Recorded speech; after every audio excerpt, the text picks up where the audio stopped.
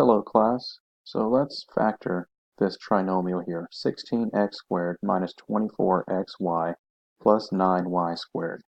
First, let's determine if this trinomial is a perfect square. There's three steps to doing that. First, we need to determine if the first term is a square. And we've got 16x squared. So the square root of 16x squared will be equal to 4x. Next is the third term, a square. 9y squared we can factor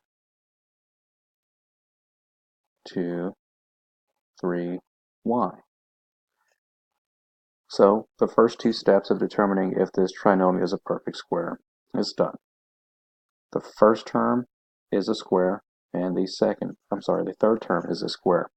The next step would be to determine if the middle term, negative 24xy, is equal to twice the product of a and b, which would be the product of 4x and 3y.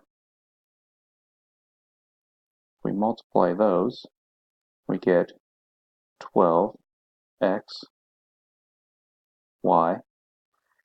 Double that would give us 24x y, and that is equal to 24xy. So let's clear our screen here. So now we know that this is a perfect square. There's an equation that we can use. A squared minus 2ab plus b squared is going to be equal to a minus b squared. So let's just plug these numbers in here. 16x squared minus 24xy plus 9y squared. How would we figure this out? So we know that the square root of 16x squared is 4x, and the square root of 9x squared is 3x. So what we need to do is put the 3x and the yx in here for a and b.